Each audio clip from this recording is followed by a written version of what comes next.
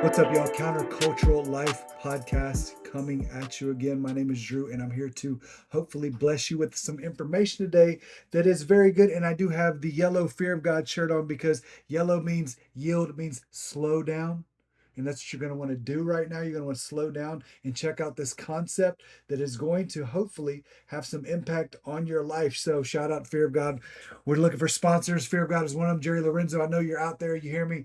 Check out the podcast sponsors with some beautiful swag, and we will make sure we continue to promote like you need a promotion. And Liquid Death, my co-host Noah loves Liquid Death, and we want to make sure we put that plug out there so we can get sponsored by them so he can have all the Liquid Death in a can that his heart desires. So there we have. All right, now what I want to talk about today is called Ikigai. So where did this come from? Why am I even talking about this, and what does this word even mean? Ikigai, Ikigai. So in the spaces that I'm allowed to be in, that sounds funny, or I'm blessed to be in, let's put it that way, whether that's teaching leadership, whether that's coaching leaders, whether that's having conversations with leaders, in the spaces that I'm in, what I have learned is I've learned to listen to themes. And a lot of the conversations, coaching conversations, leadership classes, in the spaces that I've heard this, there's these themes that come out every time. And one of the themes that comes out in these places is, what am I here for? What is my purpose?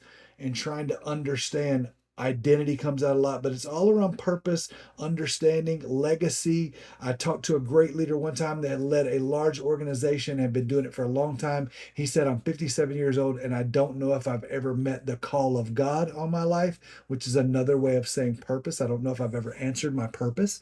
So we're going to talk about Ikigai just for a minute, just to whet your appetite, just so you go out there and do some research. Um, Other leadership spaces, this is coming out now in some of the podcasts I've heard and listened to.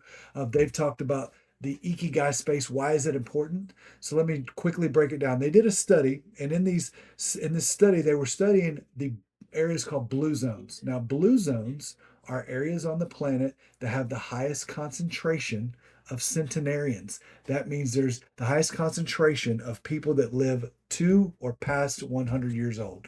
And if you know anything about the space, the longevity space, that's another big space that's popular now. Shout out to Pierre Tita, shout out to Dr. Mark Hyman.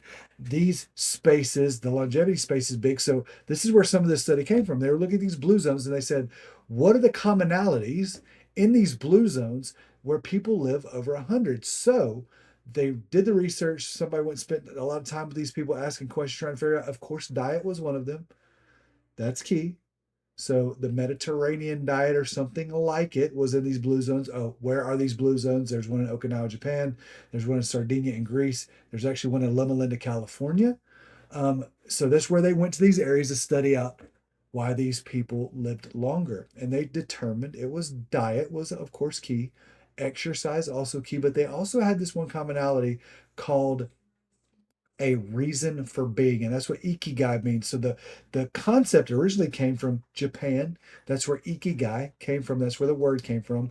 But what they found is, as they studied these other areas, they found that in these other areas, they all had the same sense of purpose. They were living for something bigger than themselves. So what the Ikigai is, if we break it down, it's actually broken down into 4 areas. When you go research Ikigai and pull it up, you'll see this cool Venn diagram that breaks out these 4 spaces, and right in the middle where all 4 spaces connect is called your Ikigai. So the question number 1, the one of the spaces that comes out of Ikigai is, what do you love? So the questions you're going to ask yourself: what gives me life? What energizes me? What could I spend hours doing? Or what would I do even if nobody applauded or I didn't get paid? Doesn't matter. Something that you do that you love doing, that you love doing. That's part of it. That's the first part. The second part is, what am I good at? So what do you have a talent? What do you have skills for? What do you have a natural ability to do? or what there's some skills that are embedded in people they didn't even know about. I did not know that I was a public speaker, could speak in front of people until I was in my late 20s, early 30s, had no idea, was actually terrified of talking in front of people, and then found out that God had gifted me with this ability to speak in front of people. So that was one of the things I am good at. So what are you good at? What comes naturally to you? What skills have you developed and got really good at? What do people consistently thank you for? That's another thing to determine what you're good at. And what problems do you solve? Well, because you're good at solving them. What are you good at solving? So, what are you good at? Every person has something that they're good at. So, what are you passionate about? That's the first question. What do you love? What are you good at? And that third space is, what does the world need? So, what do you love? What are you good at? What does the world need? So when you think about these things, I think it was John Maxwell that said, what makes you sing, what makes you dance, what makes you cry? And in that space, you'll find what the world needs. So, what injustice bothers you? What breaks your heart?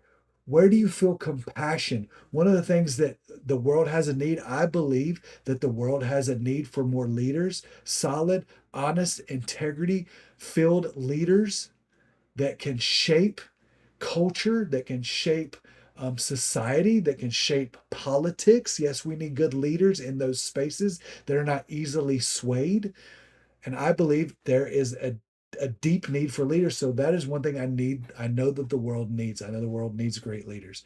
So what do you think the world needs? What breaks your heart? It breaks my heart that we don't have good leaders in some spaces. And a lot of people spend their lives in jobs that they don't like and and places they don't like because they never had a leader that saw something in them, pull greatness out of them, and develop them into something greater, into what I believe God designed them to be. Okay. So what does the world need? Lastly, the final point, and the most important point for a lot of people, what can you be paid for?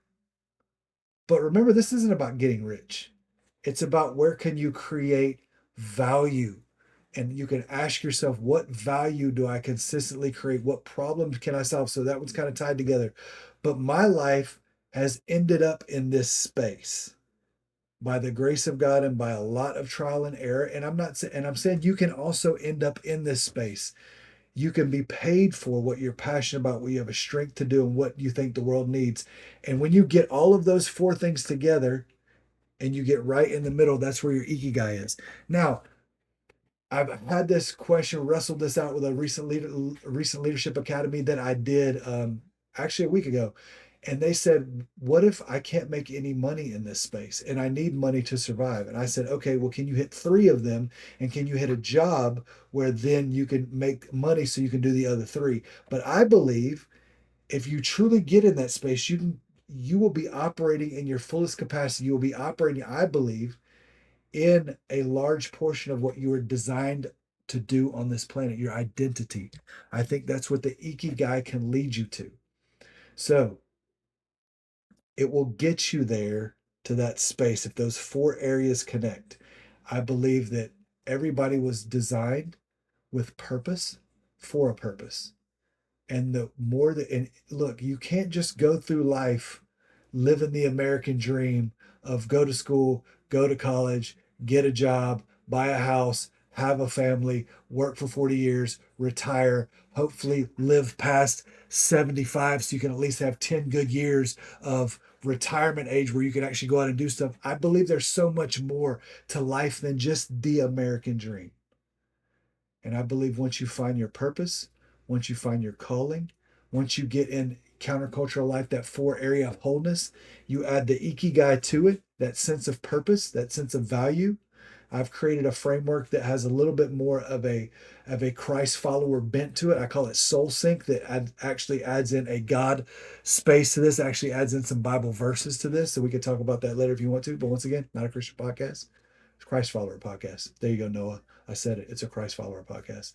But we're not limiting it to just Christ followers. We want everybody to be involved in the conversation because we also believe that when you are fully healthy, you're able to have conversations and dialogue with people that are different than you. And you're actually able to have smart, intelligent conversations that people that you don't necessarily agree with, but you can have a great you can have great dialogue with and both leave without being mad at each other. I believe once you're whole and once you're healthy, you can get in that space. Ikigai, coming back to Ikigai, this is what it's about, though. It's about understanding your purpose, understanding what you were designed to do. Reach out to us on Countercultural Life Pod on Instagram. Once we get to our 100th follower, we are going to do a giveaway. We are going to give away some Fear of God swag, and we're going to give away not one, but 2 cases of liquid death. Shout out to your boy, Noah and Drew. Thank you for coming, joining us on this journey. We are going to get 100 episodes in before we ever slow down, and you want to be with us in this space. Thank you for listening. Reach out to us via email or on Instagram. We're on all of the platforms now, streaming on all of the platforms. Come check us out. Help us get to 100 followers. Help us get to 100 episodes, and we're going to go from there. We're going to keep going because we don't stop. Countercultural Life Podcast. Drew out. Noah next time.